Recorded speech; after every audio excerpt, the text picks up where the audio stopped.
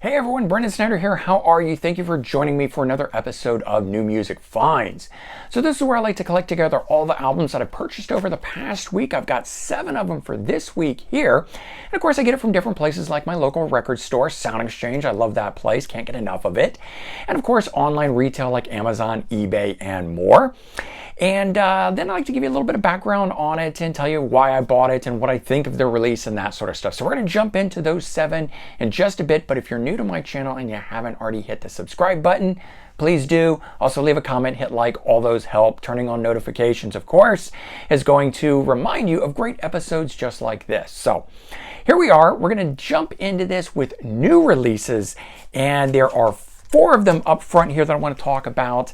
And the first one up just really hit me like a ton of bricks. It was awesome. It's the reason I'm wearing this Misfits shirt right now. Jerry Only, Anti-Hero. I can't say enough great stuff about this. I understand that he is an acquired taste. The Misfits too are an acquired taste. It's not pop. It's not the big stuff out there. It's not classic rock and things of that nature. But if you are a fan of the later era Misfits from the time they reformed in 1997 up until Danzig got back with them, this here is that version of the Misfits, playing under Jerry Only's name. So you've got Jerry Only, the last lineup of the Misfits before the reunion happened. So you've got Jerry Only on bass and vocals. You got his son, Jerry Other, playing guitar. And then you've got Eric Arce, also goes by Chupacabra. I never get that right, but I'm really working hard to get it right because he's been with them a long time now as the drummer. Then we've also got 2 of the new guys who are rounding out the current lineup of the Misfits.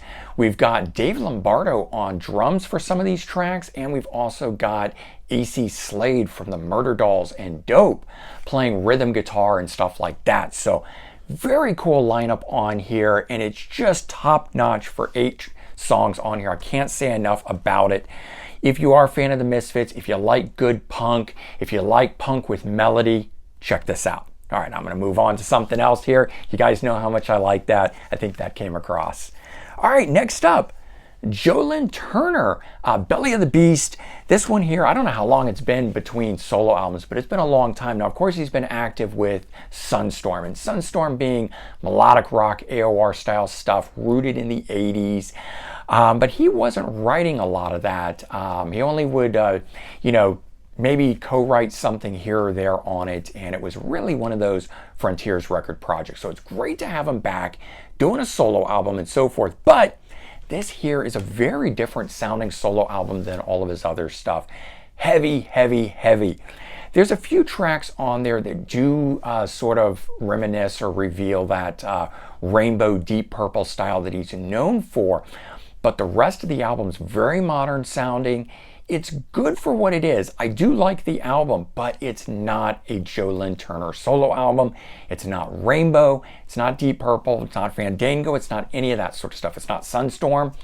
So any of the past projects by Joe Lynn Turner that you may have liked, this is very different, and he did set out specifically to do it. He was saying it early on when he was working on it, before this project was even announced with a release date and all of that, that he was really trying to do something both heavy and very different sounding than anything he had done before. I think he achieves it on here. The vocals are very much what we expect from Joe Lynn Turner, still sounding wonderful even at his age. I think he's 71. But the rest of the album, very modern metal sounding stuff. So check it out before picking it up if you're on the fence about having really wanted something of his older style. This is much newer.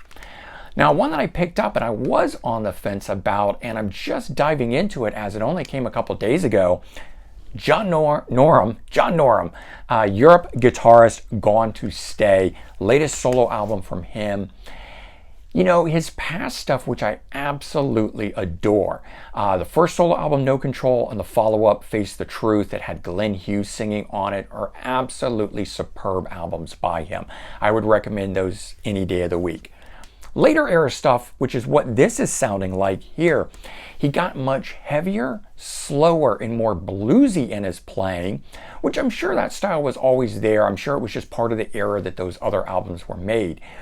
But this is probably more his regular style and whatnot. And certainly we know that with Europe. Europe has been in a much heavier, slower style than they were in the 80s. So that's certainly where he is and what he's doing here. I have to say, though, this album's very interesting.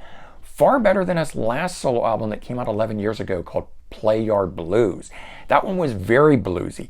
This one here has some blues. It's also got some soul in it. It's got some slow sort of dirgy rockers, but it's also got some all-out rockers on here, a few really cool ones. And there's some interesting stuff that's on here. First track on here, Voices of Silence, really, really good, but not indicative of the whole album. And again, there's some good ones that come on later on. Lady Grinning Soul, a David Bowie cover, is on here. Terror Over Me features Kelly Keeling in here, who he's worked with in the past. I don't know if this is an old song, a holdover, or something newly written with him. And then Face the Truth Revisited, that title track from that great 1992 album with Glenn Hughes. John Norum's handling all the vocals on this here. But instead of it being the sort of shred fest that was the original song, this is a much slower, reinterpreted version of it that's almost got a sort of, not even sure what to call it, but it's kind of slow rock style that's a very different thing than what's the rest of this album sounding like. So I'm glad it's the end track, but kind of a cool little reminiscent piece of his history there. All right, and the other new release, the Beatles, Revolver, their 1966 album. This one here being the 2-CD deluxe edition that's got a remixed version by Giles Martin on here, son of famous producer George Martin, who had worked, I think it's his son, that had worked on all of the Beatles albums. So that's kind of a cool thing. Plus, I just like getting those alternate editions. And then the second disc in here is a bunch of alternate takes and cool things like that. There is a 5-disc version of this available, but it was just too much of alternate takes and same sort of repetition of tracks and things of that nature. So I opted not to buy that one and just go for the 2-disc edition of it here. I'm starting to find with box sets that a lot of times they're just sort of throwing everything in, including the kitchen sink, and you really don't need all of it. And so far, like with the Metallica box sets, I've yet to find one of those that I really want to pick up. You know, they're 10, 11, 12, 15 CDs or more in it, and they fill it with tons of live shows, alternate takes, and interviews, just stuff I really don't need. That's the way a lot of these box sets are, so I'm glad that they do these 2- and 3-disc editions of them where you can sort of pick and choose how much of it you want.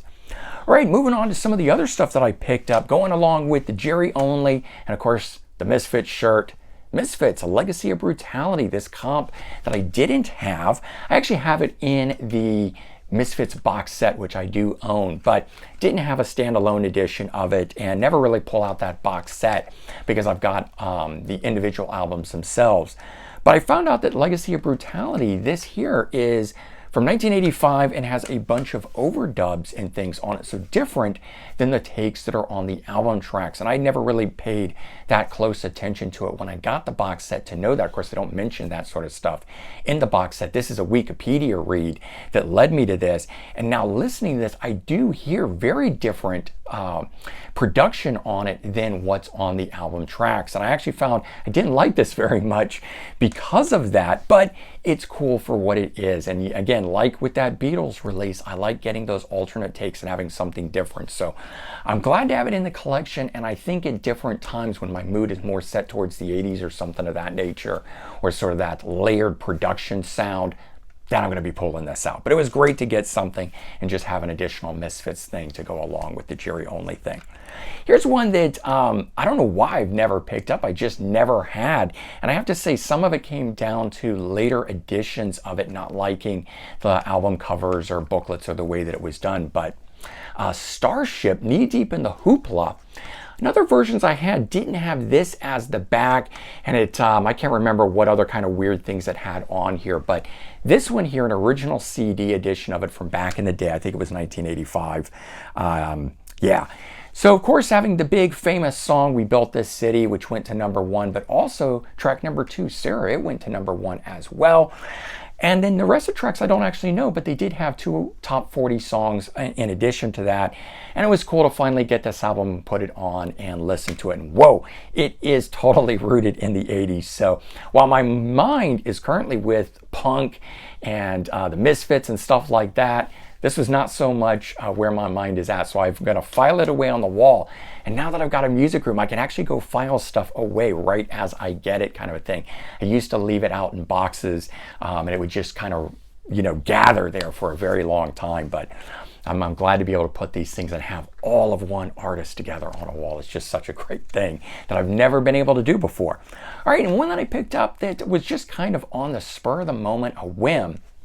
Nita Strauss in her debut solo album, and I think only one so far, called Controlled Chaos. I think this came out in 2018, a little hard to read on the back side of it there. Nita Strauss, known for playing with Alice Cooper. I think she came from somewhere else. I don't know if she was ever part of the Iron Maidens or something like that, but I know a lot of Alice Cooper's female guitar players kind of came through those ranks, Iron Maidens being a female, all-female tribute to Iron Maiden.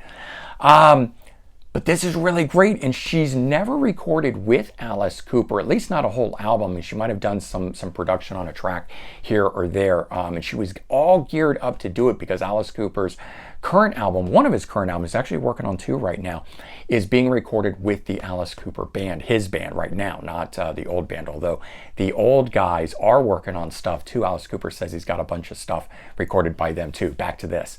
So she comes from Alice Cooper's band. She's never recorded a full album with them. She was geared up to do that, but just recently left for her to go join, and I'm totally spacing on the woman's name, but a famous pop star that's out there. She joined up to be that person's guitar player. So I wanted to pick this up and just really hear her shred. And I gotta say, the initial opening stuff, very modern sounding, she totally gets rooted into some 80s metal throughout the album, and the whole thing is really good. That opening track really detoured me for this for a number of years now, and I'm glad I gave it a chance and I really let it get in and listen to it and so forth, because the album's really good. It's all instrumental. It's a shred fest. She is amazing. I cannot wait to see what she does in the future. She's been doing some one-off singles and things like that here and there. I think she even did one with Corey Taylor that shot up the charts. She's been working on some other ones like that. I don't know if she's going to collect those together for an album. I'm not really interested in her playing with and having other people sing. I just want to hear her shred, and so maybe we'll get another instrumental one down the road. But there you go. That's the 7 albums that I picked up over this past week. Hopefully you've enjoyed this and got to know a little bit more about me and why I've been picking these things up. And again, I can't say enough. Do check out the Jerry Only. At least go stream some of that and see if it floats your boat the way it floats mine. All right, everyone, take care. Have a good one, and I'll talk to you soon. Bye-bye.